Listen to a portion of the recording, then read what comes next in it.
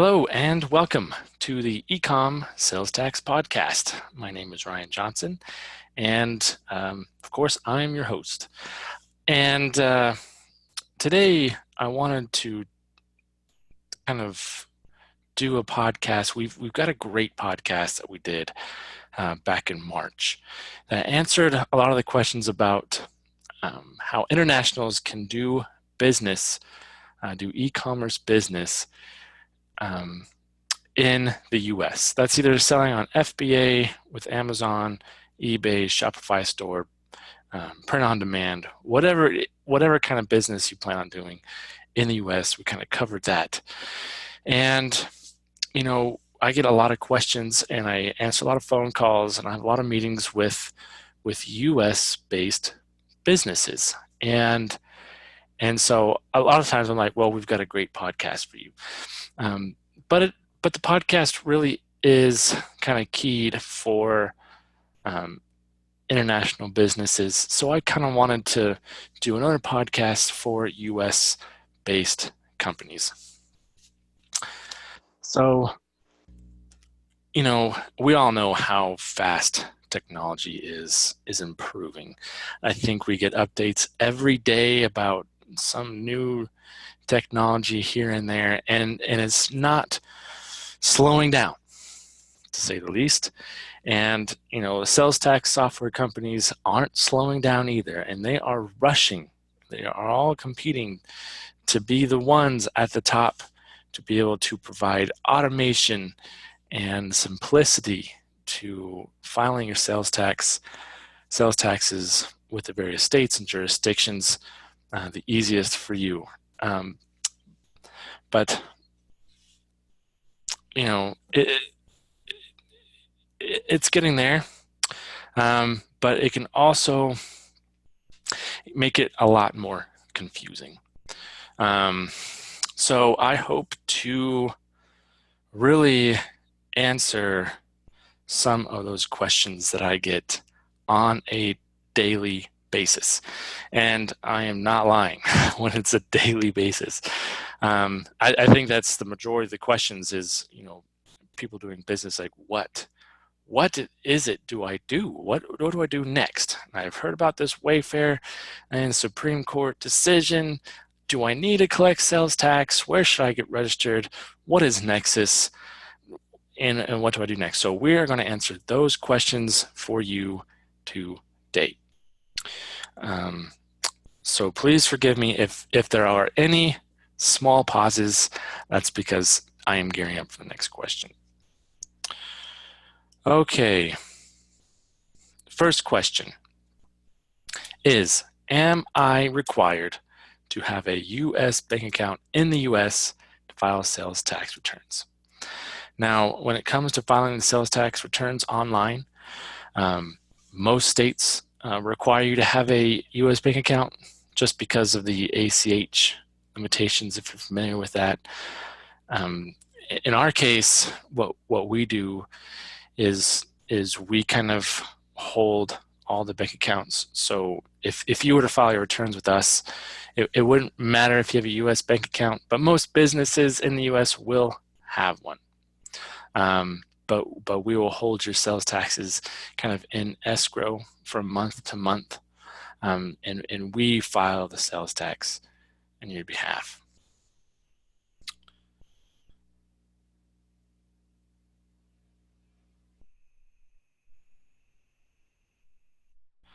Another question is, when should I register in a state? And that question is getting more and more complicated as the days go on. But for right now, how you can determine whether or not you need to get registered in a state, we need to understand Nexus. And really, there are two forms of Nexus. You've got your physical Nexus and your economic Nexus. So let's go over physical Nexus first. And that's kind of been the longer standing Nexus. And what it is you have a physical presence within a state. Now, that could mean many things. It could mean physical nexus is you've either got a place of business in the state. You might have an employee in the state. Maybe you got a contract, but you're not located in the state, so you use a third-party contractor. Also gives you physical nexus within the state. Do you have inventory within the state? Let's see.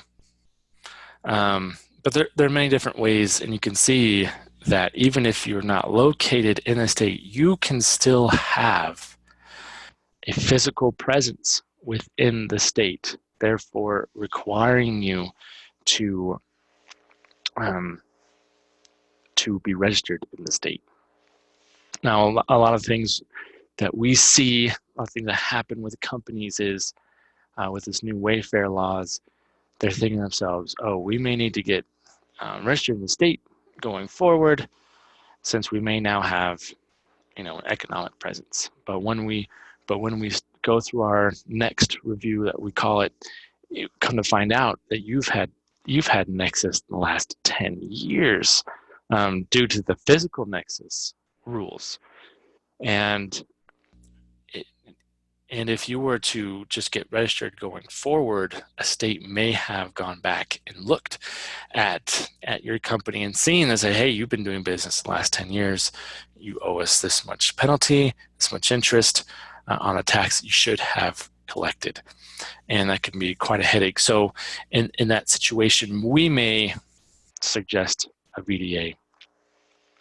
So what is economic nexus? So economic nexus is kind of the newest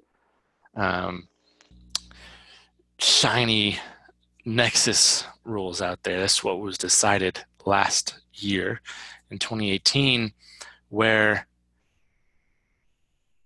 now states can have rules and laws on with economic principles. So, and right now, the kind of the average is if you have $100,000 in sales, or emphasize or, it's not and, or 200 separate transactions, that gives you economic nexus. Therefore, given you the requirement to get registered in that state for sales tax, and then you will have to collect that sales tax and remit it and figure out how all that works. So it can get really confusing, and some of these laws haven't gone live yet in some states. Most states now have laws on their books. There may just be a couple that don't yet. But laws are also changing as they've kind of seen that, well, maybe for small businesses, this could really be an expensive endeavor. And it doesn't really make sense that we're taxing people that have, 50 cent or $1 items. They sell 200 of them. And now they have, Nexus, economic nexus in the state. And, to get registered and file the sales tax returns and be compliant, it can get really expensive and cumbersome on a small, tiny business. And so they're realizing this. So some states are reevaluating their economic nexus laws, but they're really slow to do it. California recently came out and said,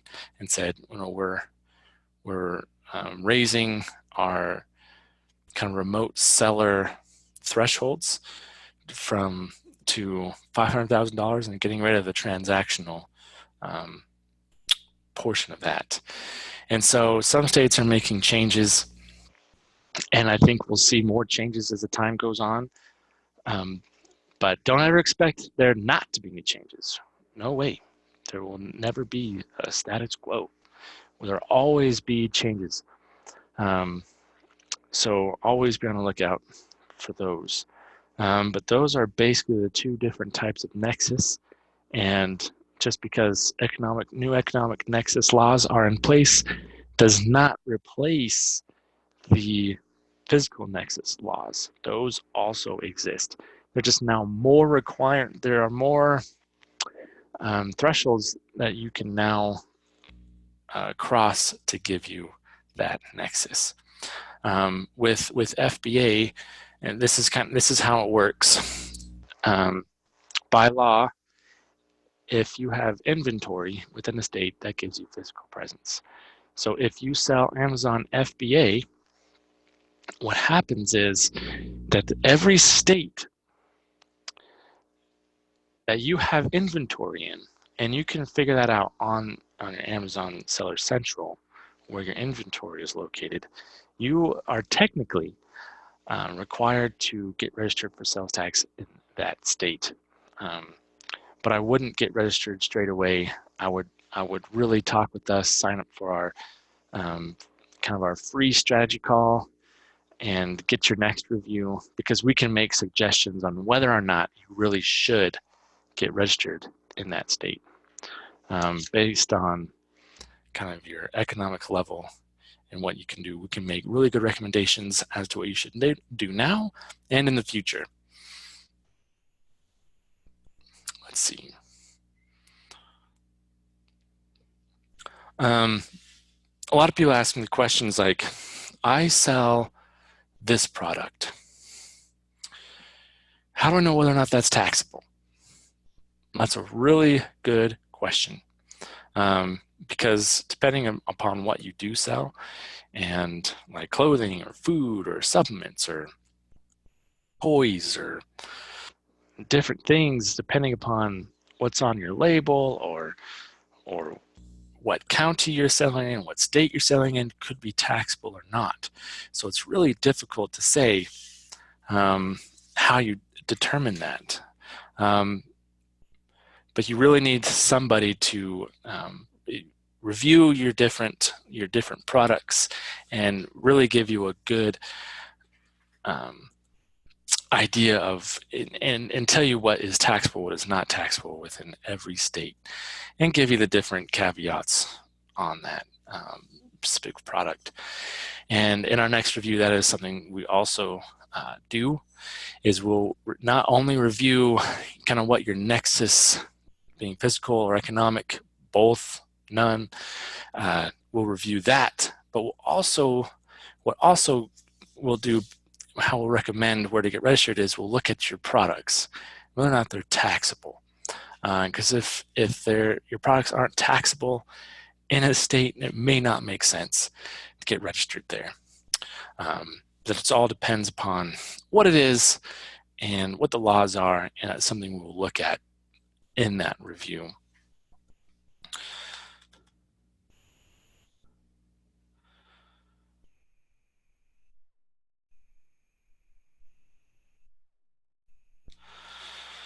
And then the question I get a lot as well is, kind of the cost. It's really hard to say. Depends on how many states you need to get registered in. Kind of if you need VDAs or not. Our initial consultation is completely free. That can be with between 30 to 45 minutes, depending upon what you need.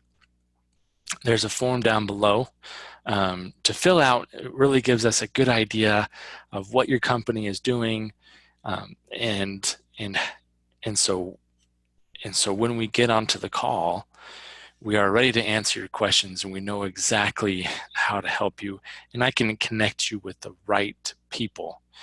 And so there's no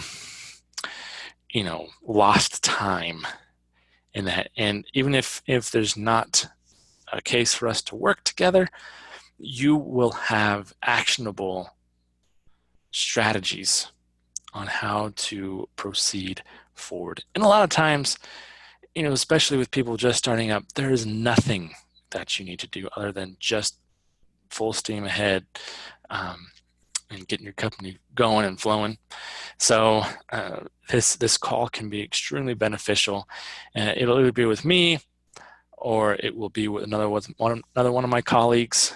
Depending upon what you need, I will send that out to the right person so they can get you the help that you need specifically. Now, if you have any more questions, I do a podcast like this every week, and I would love to have, love to be able to answer more of these questions on the podcast. And I love all your questions, so keep sending them to me. And even if it's a hard one, I will do my best to answer it, or I will find the person that can answer it. So please send me all of your questions. And, well, I hope to see you guys on another podcast. I'll talk to you later.